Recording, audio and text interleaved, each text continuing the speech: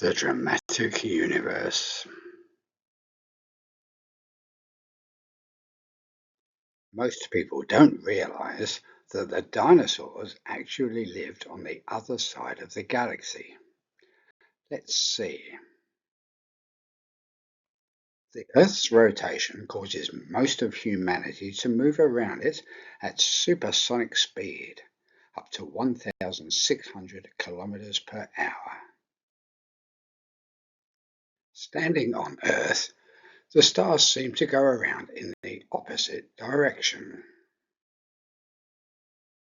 The Earth goes round the Sun even faster than that, about 70 times as fast, in fact, or about 30 kilometers per second. And it goes around the galaxy about 70 times faster still, about 2,000 kilometers per second. Even at that speed, it takes about 250 million years to go round the galaxy once. The dinosaurs were alive 125 million years ago, when the Earth was around the other side of the galaxy. Andromeda is the nearest big galaxy to our galaxy, the Milky Way, and it's moving very fast, straight towards us. It's going to collide with us in about 5 billion years. But we don't need to worry, even though between them the two galaxies contain around 1 trillion stars. The spaces between the stars are so huge that it's unlikely that there will be even a single stellar collision. The gravitational attraction between stars, however, will cause them to change direction. The two galaxies won't just pass through each other. The two spiral galaxies will combine to form one elliptical galaxy, like this. Another reason not to worry is that by then our Sun will have expanded into a red giant and swallowed the Earth anyway. When the Earth was young, the Moon was only 1/15th as far away as it is now, so it was 15 times as wide in the sky and more than 200 times as bright. It orbited the Earth in 27 hours. There would have been a total eclipse of the Sun and a total eclipse of the Moon on each orbit. In those days, the Earth rotated in about 6 hours too. When the Earth was young, the Sun was cooler too. It's getting hotter at about 7% per billion years. 4 billion years ago, the Earth would have been entirely frozen if it wasn't for a methane-rich atmosphere, which produced a very strong greenhouse effect. 3 billion years ago, bacteria developed photosynthesis, which produced oxygen. The oxygen reacted with dissolved iron in the sea, producing banded iron formations, which provide most of our iron ore today. But eventually, more oxygen was produced than could be absorbed, and it started to accumulate in seawater and in the atmosphere. Life on Earth then was anaerobic. It didn't use oxygen for its metabolism. In fact, the oxygen poisoned it, leading to the oxygen catastrophe. Almost all living things died. It was a bit like being asphyxiated by your own flatulence. Only those few things that could handle the oxygen survived. Some bacteria evolved that could actually use oxygen for their metabolism. These eventually evolved into us. So catastrophes aren't always bad in the long run. The other thing the oxygen did was to oxidize the methane. This reduced the greenhouse effect and cooled the Earth. A bit over 2 billion years ago, there was a snowball Earth event. The Earth was frozen right to the equator for over 100 million years.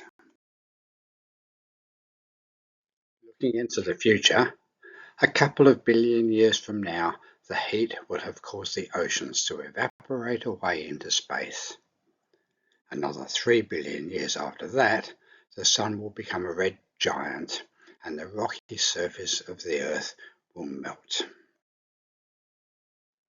The Sun will spend about 1 billion years as a red giant, then shrink down to a white dwarf, about the same size as the Earth, 1/1,000,000th its present size.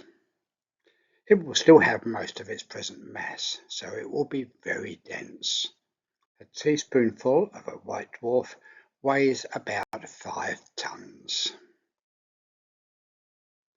White dwarfs don't produce any energy, so they eventually cool down and become black dwarfs.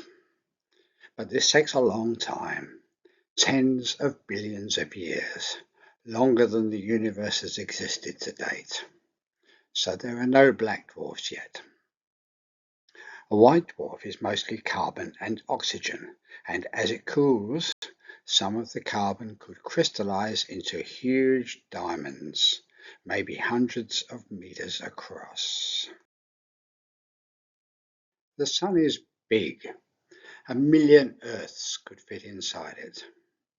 But some stars are much bigger than the Sun.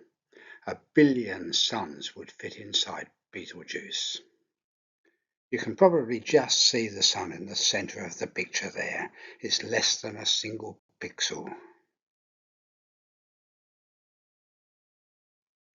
Betelgeuse is the 10th brightest star in the sky.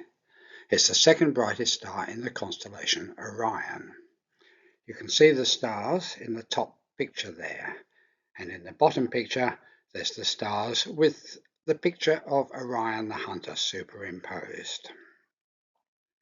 Betelgeuse is a red giant, and obviously red when you look at it. It's tempting to think that it's called Betelgeuse because the juice that comes out of beetles when you squeeze them is red. But it's not. It comes from the Arabic Betelgeuse, which means the giant's shoulder. Betelgeuse is 16 times the mass of the Sun. Stars that heavy don't become white dwarfs. They die more dramatically in supernova explosions, shining 1 trillion times brighter than the Sun for a few days. There were 4 visible supernovae in the Milky Way last millennium. In 1006, 1054, 1572 and 1604. The 1006 supernova in the constellation Lupus was the brightest of those. It was 15 times brighter than Venus at its brightest and would have been easily visible during the day. When Betelgeuse goes supernova, being just 600 light years away, it will be over 1,000 times brighter than Venus, as bright as the full moon. And Betelgeuse is due to go supernova any day. Any day in the next 1,000,000 years, that is. What causes a supernova? The Sun gets its energy by fusing hydrogen to helium. When it becomes a red giant, it will fuse helium to carbon and oxygen. Then it will die and become a white dwarf.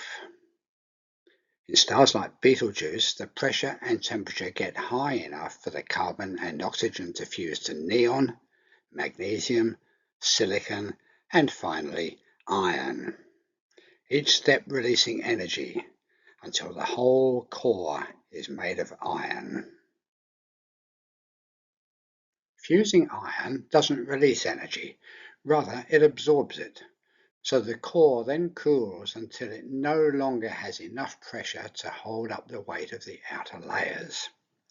It then collapses from 20,000 kilometers wide to 20 kilometers wide in less than a second. The outer layers fall onto it at 1/4 of the speed of light.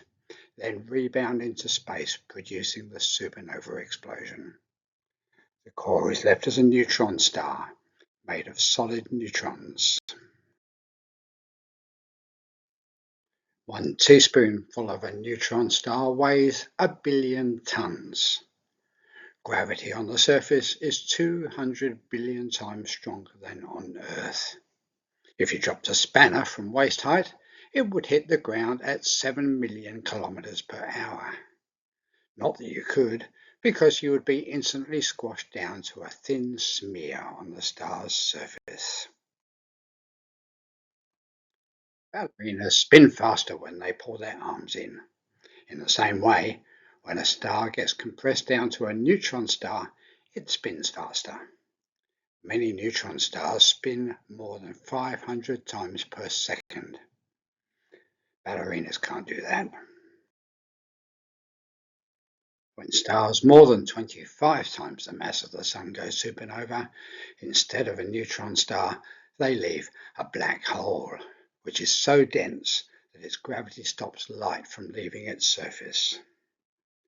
If you fell into a black hole, that would be the end.